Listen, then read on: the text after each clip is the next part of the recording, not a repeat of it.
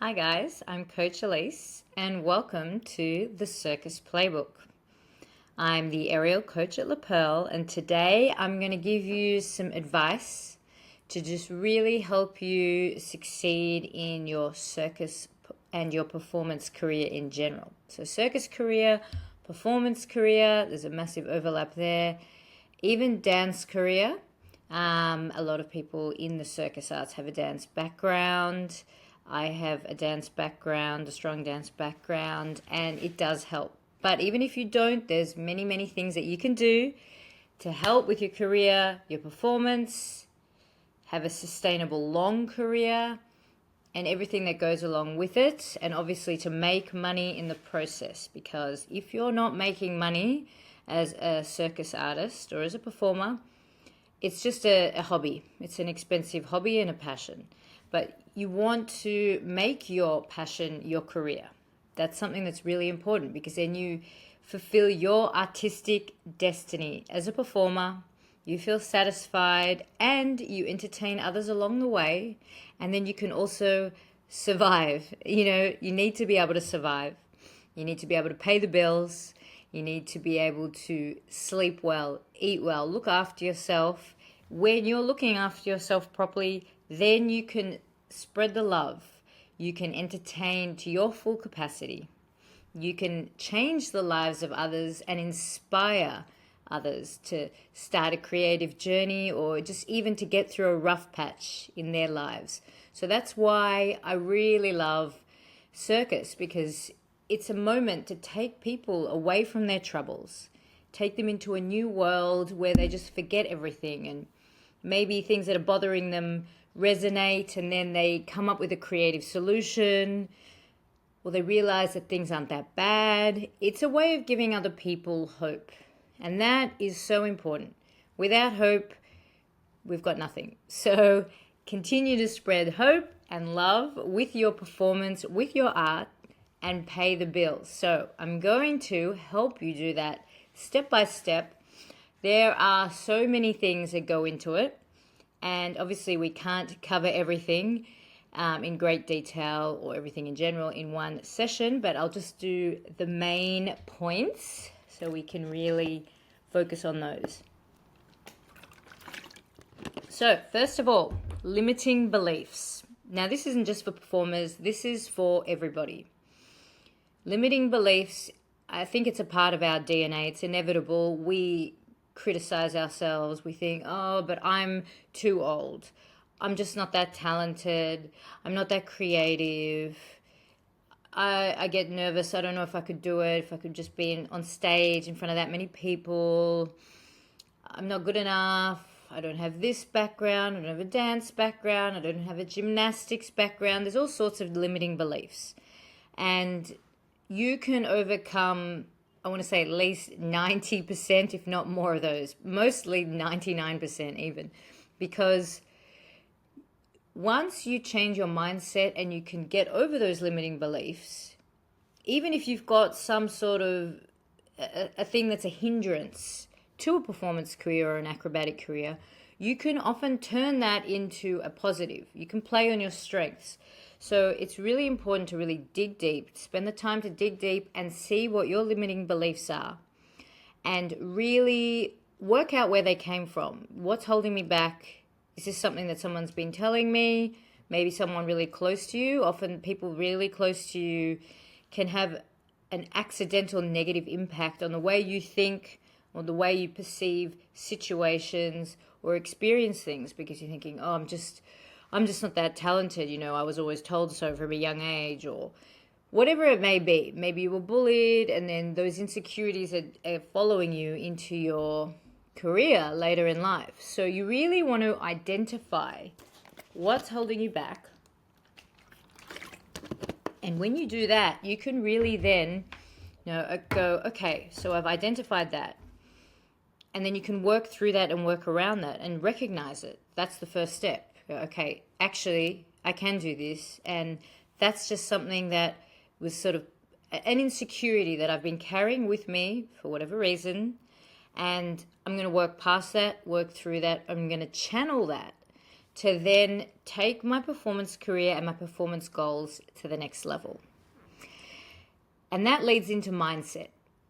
The mindset of an artist and of anyone really, any successful professional, is so important. When you have a negative mindset, it affects your judgment, it affects and blocks your creativity. So you really need to learn how to clear your mind, meditate. There's different things you can do. You can do guided meditations, not guided meditations, even just reflections. Time away from your phone, social media, from other people, without TV, without music, just to really sort of go through things. Things that you didn't even realize were holding you back might be there still. So you need to get rid of those. You need to have the right mindset, positive mindset going into anything, going into training. You can't execute high-level skills or get new skills if you're in a terrible mindset. So it's very important to learn how to clear your mind. And I always do that with my warm-up, actually. And I like to take a while to warm up, and people are always joking about that. And a lot of that is not just, obviously, to prevent injuries and to make sure that I'm like physically ready, warm, everything's strong and activated, so I can just really go in and either train or perform at my best level. But it's also to really get in the right mindset, because when you're performing or training, you're executing skills that are either difficult, dangerous, all of the above, and you want them to look flawless. You want to captivate the audience with your performance at the same time. So if you can't clear your mind, no matter what's going on, no matter what trauma you're dealing with, what, horrible thing, whatever it is, if you can't clear your mind enough to go on stage for that performance or channel that negative energy that you might have into that performance, and that's a skill that you can learn. If you can't do that, then it's not only dangerous, but the audience will know, you'll feel awful, and it's not sustainable. You've got this job as a career, as an artist, and you're on stage, and that's hard, so you just really need to be able to clear away the negative energy or channel it into what you're doing, entertain the audience as if nothing's wrong. And really, once you've mastered that, you will notice a shift, not only in your performance abilities, but also in your career, because it means you've gone to that next level as a performer and as an artist. So you really do need to work on your mindset, and there are a whole lot of other tips and techniques that I could go through, but there's a lot of other things that I want to talk about today, so I'm just going to skim through it. With mindset, goes along, as a performer, you're only as strong as your weakest link. So whether that might be mindset or it might be a physical thing, maybe you're quite weak, or you've got, unstable joints, or you're not flexible enough, or your lines aren't great, or you're awkward when you perform, or you've got amazing skills, but you're really awkward on the ground, you don't know how to move or transition, you don't know how to perform through the face. I mean, there are so many different things, but you really need to look through and identify what your weakest link is, because that weakest link will hold you back. So I always say you're only as strong as your weakest link. It's important to identify what that is and what you can do to work around it, and not just ignore it, to strengthen it. We don't like to do the things that we're not good at, generally, as humans. But I always try to embrace something that I'm bad at. I spend extra time doing it. I'm like, okay, I build strength really easily, but flexibility takes me a lot more time. I need to warm up. So these things, I'll always be like, right, I need to spend more time on back flexibility or leg flexibility or whatever it may be. I will focus on that, and I'll make it a consistent part of my program. And that's another thing that's important. Having a structured program, having a framework and guidelines as to what you're working towards, which shows what you want to do as an artist, and making sure that happens. So the training program is not just your training in your session, but it's also a training program for that year and targeted goals. Because before you know it, 10 years can go by and you've just been training for hours every day and you're still mostly unemployed, or you're not performing in the shows that you want to perform in. And this is very common. And I went through this as well.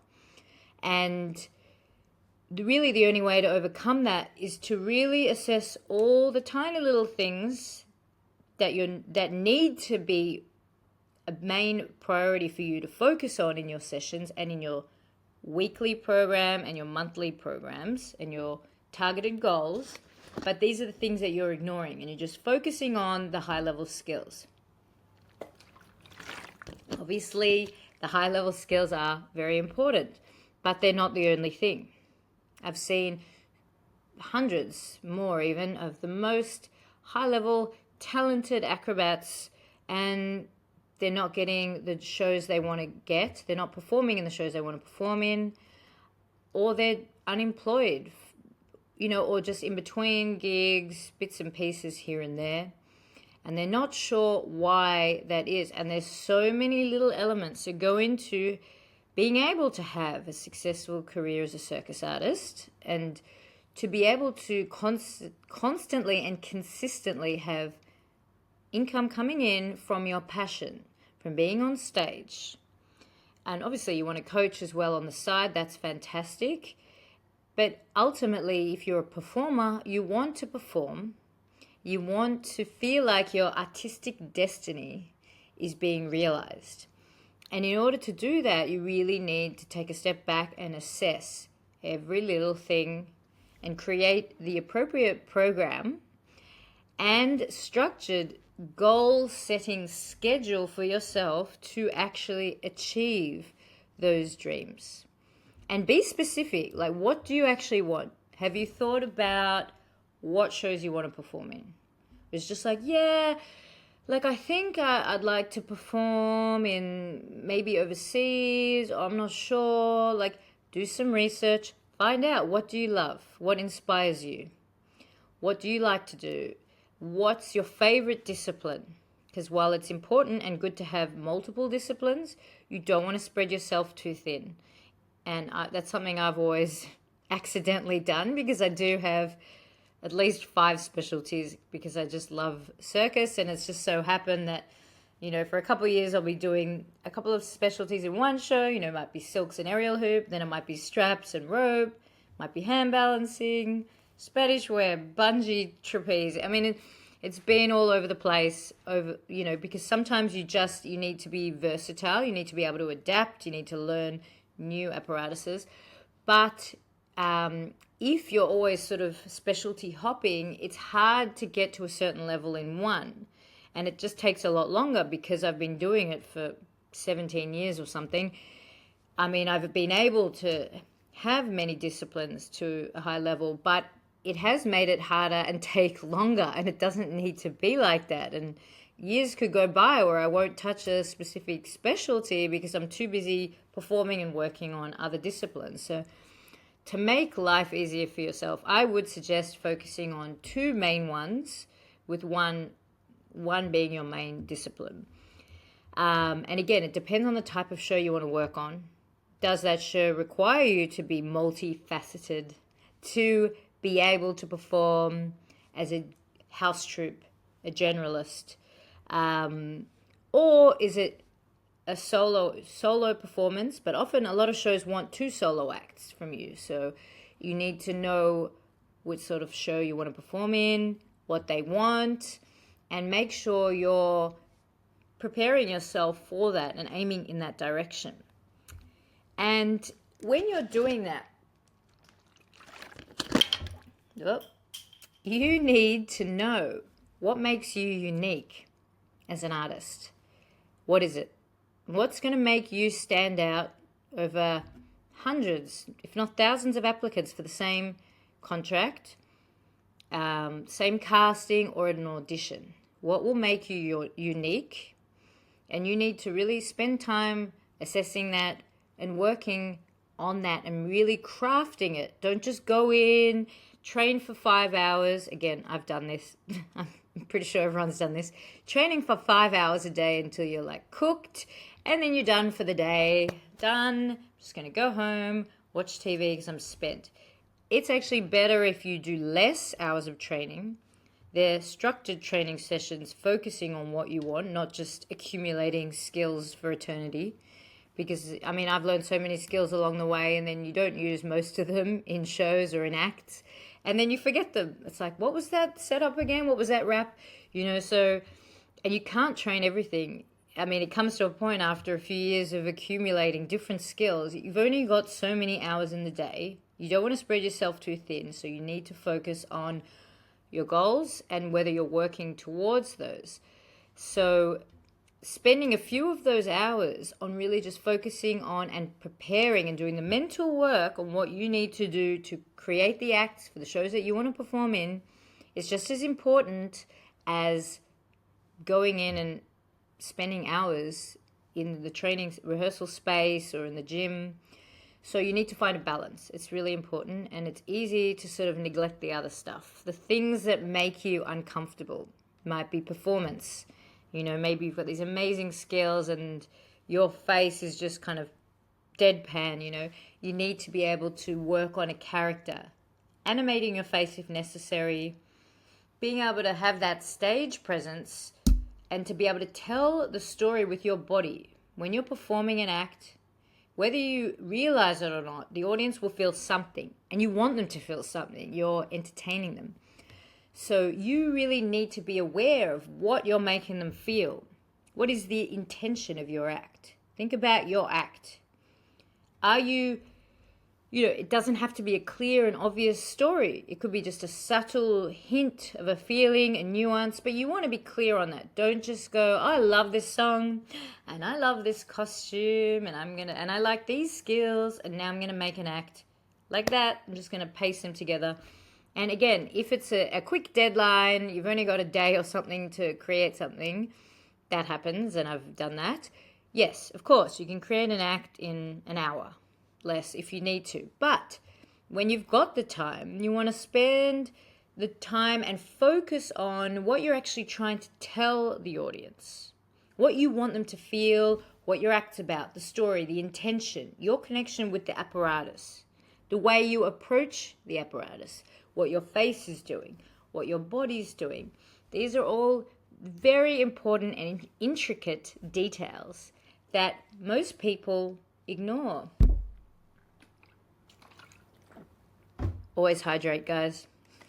It's so important. That's another thing, and we're going to get back to that. But making sure your nutrition, your hydration, and your training plan is on point, so that you can sustain all of these hours and years of training and performance work. But we will go back to that.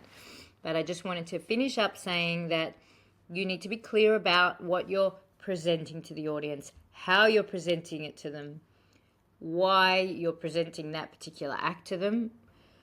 And the more you know what you're trying to show, the more they will feel it.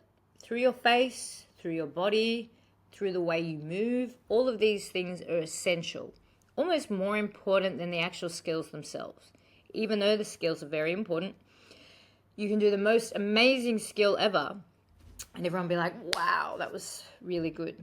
But if you don't think about all these other things as well, it only hits a certain level. It will only kind of go to a certain emotional level within the audience and the crowd.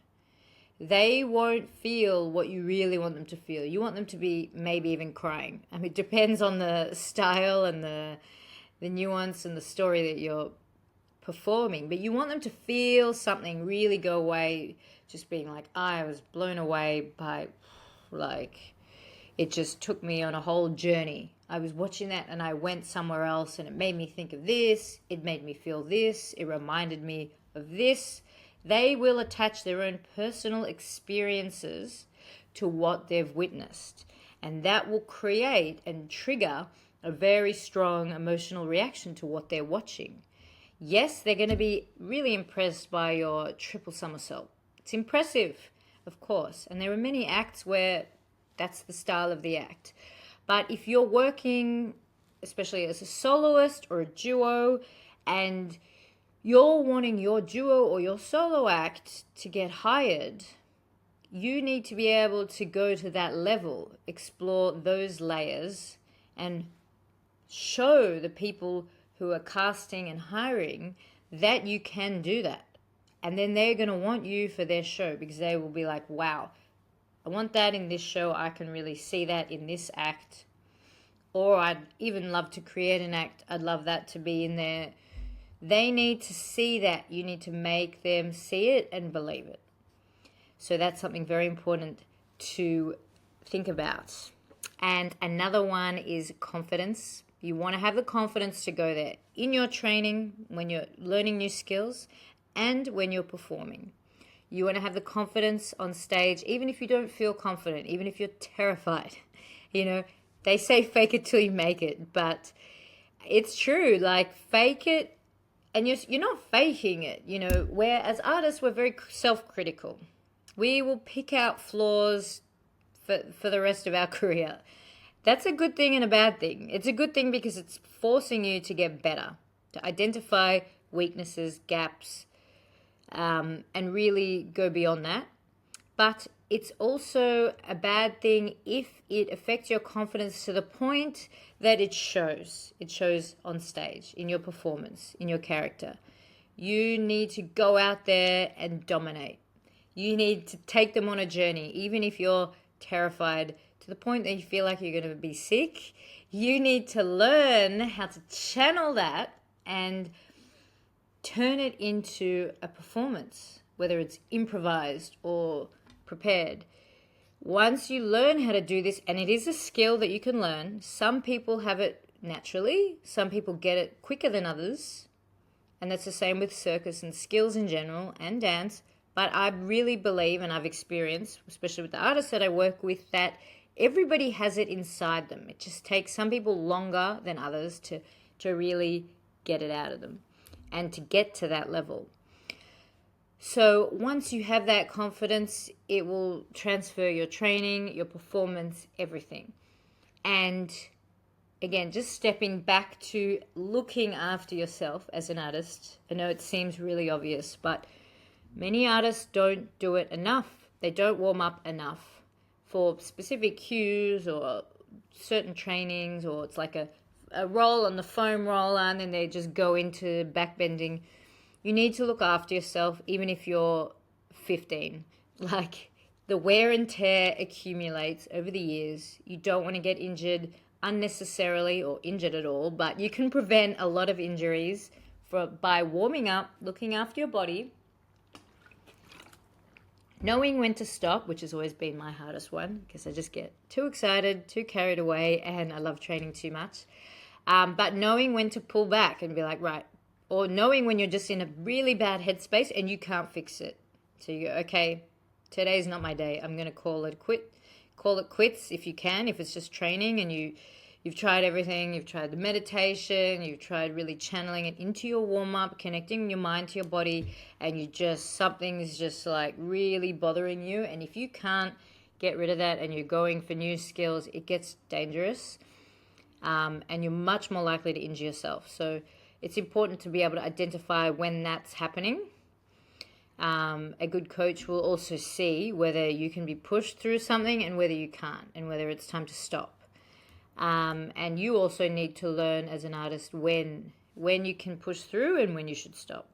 And you don't have to stop entirely. You can try and do some creative work or planning what you're going to work on, or just some days you just need to stop, reset, go do something else. Go to the beach, read a book, watch a movie, anything just to really sort of reset, forget about circus, and come back fresh the next day.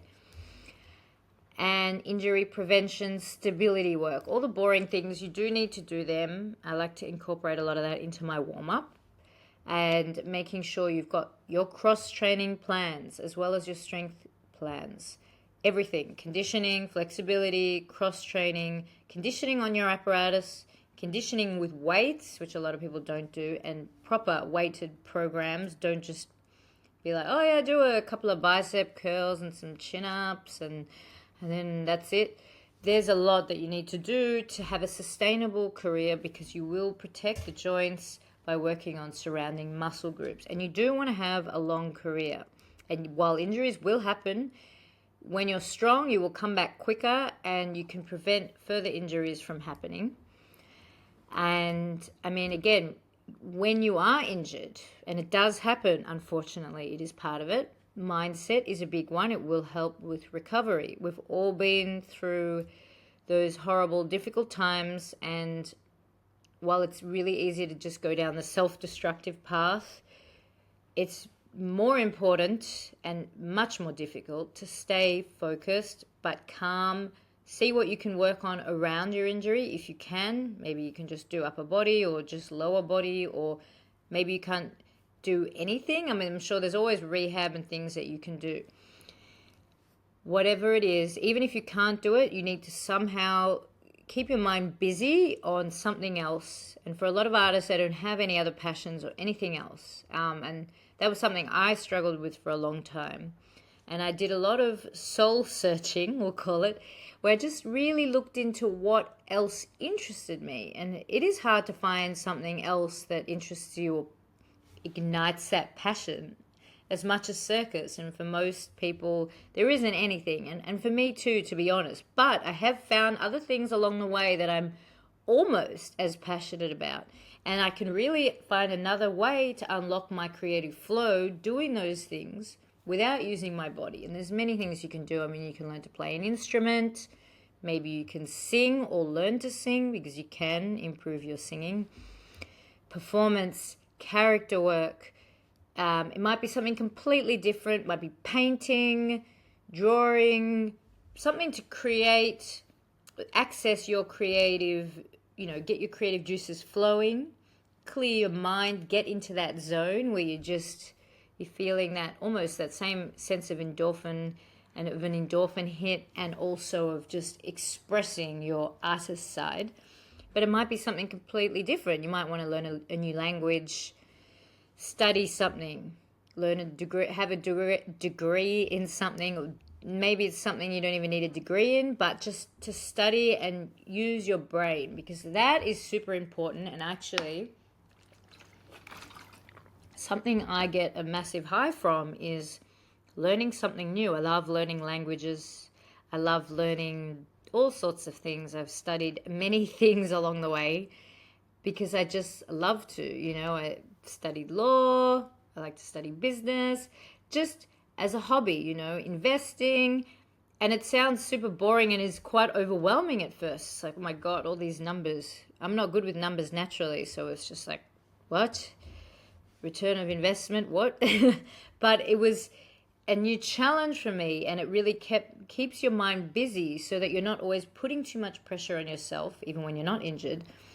And it gives you more depth as a person, and it also takes the pressure off. Like, while you're still a bit like this, and you will always be like this with your performance career, you want it to be a healthy balance where there's other things that you're learning about, that you're invested in emotionally, and that you're having fun learning and developing, strengthening your mind in other ways. And that's really important as well as a performer. And look, Matt, there's so many things that I could really talk about here. I'm going to do it in another podcast because I don't have a lot of time today.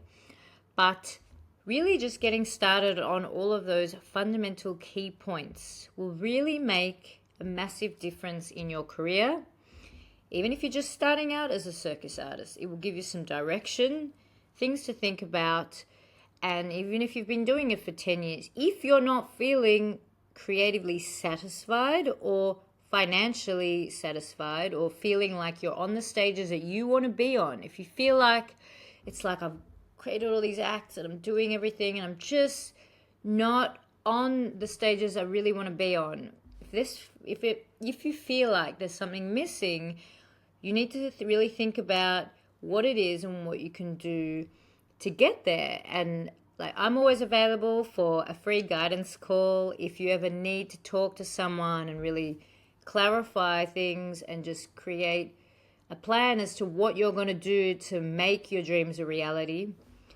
Find me, send me a message. I'm always happy to help. I love to help. And there are people out there that will help you in your journey, and you yourself can really make a difference just by taking some steps, whether it's just thinking about it, really going back to what's holding you back. Are you holding yourself back? Do you have self-destructive tendencies? Do you go out partying too much? Are you not sleeping enough? Are you too stressed?